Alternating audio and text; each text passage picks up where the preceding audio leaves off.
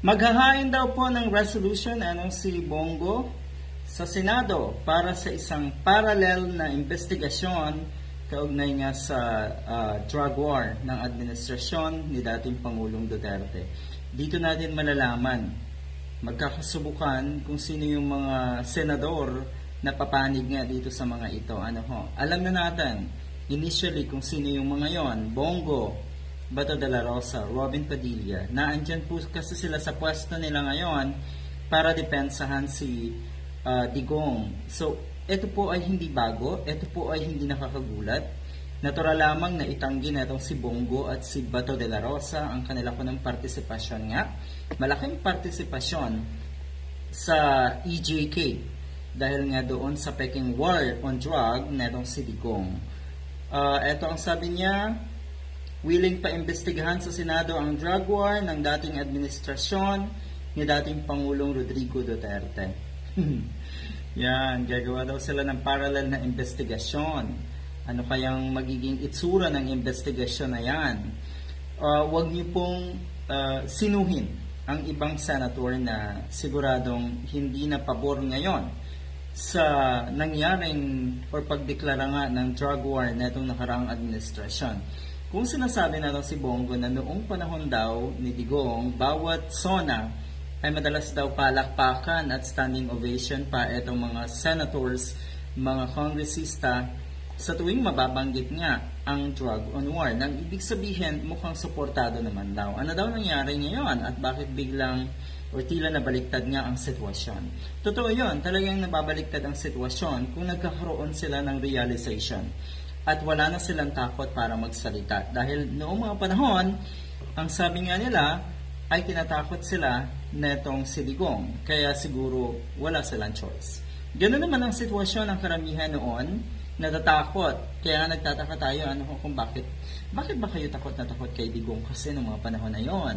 Lalo na po yung mga inilagay sa narcolist na itong si Digong. Bakit hindi niyo patunayan? Bakit hindi kayo lumaban ng harapan? Bakit nagpumayag na lang kayo na kayo ay, di ba, masangkot sa droga kahit hindi naman talaga totoo? Marami niyan na, di ba, nag-seek ng asylum at lumayo para hindi nga daw or makalayo sa banta nga na itong si Digong. Ito yun, isa pang balita: Go emphasize the need for a credible and impartial investigation, saying malicious and unsubstantiated statements should have no place in any credible investigation. Malaking insulto ito sa ginagawang investigasyon dyan sa Kongreso. Mukhang pinatatamaan na itong si Bato de la Rosa na hindi credible ang investigasyon na ginagawa ng Quadcom.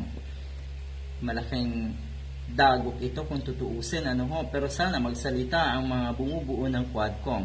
Palagi kong sinasabi, karapatan ng taong bayan na malaman ang katotohanan. Totoo yon, kaya ginagawa po ng Quadcom ang kanilang makakaya ngayon para nga ilabas ang katotohanan. At kung totoo, at kung lumabas nga ang katotohanan, ay baka kayo po, Mr. Bongo, ang mabulaga. Dahil sa puntong ito, mukhang mas maraming naniniwala sa ginagawang investigasyon ng Quadcom kesa sa gusto mong mangyari naman na investigasyon sa Senado. So, ito'y malaking hamon sa mga senators din, kung paanong paniniwalain ang taong bayan sa kanilang gagawing investigasyon. Doon lang sana tayo sa totoo at tama. Totoo naman, Mr. Bongo, maganda yan. Doon po tayo sa totoo at tama. Siguro ito na yung wakas ng pagmamalinis niyo po, Mr. Bongo. Abay, ginamit niyo pa ang mga programa katulad ng Malasakit Center. Totoo na may natulungan, pero hindi kasi yung sinasabi nila na yung ginawa mo or yung end ng isang action mo, diba? Your end does not justify the means. Saan ba galing yung pera? Dyan sa mga ganyang programa nyo po para kayo ay lumabas na malinis nga sa mata ng publiko. Yun yung malaking katanungan. Kilala niyo po ako, mas gusto kong magtrabaho at magserbisyo lamang sa kapwa ko Pilipino, pero kung sariling pangalan ko na ang nadudungisan, hindi ako papayag dyan. Sino po bang dumungi sa pangalan niyo? Kayo rin. Sino po ba ang dumungi sa pangalan ni Bato? Siya mismo. Sino po ba ang dumungi sa pangalan ni Digong? Sila. Sila.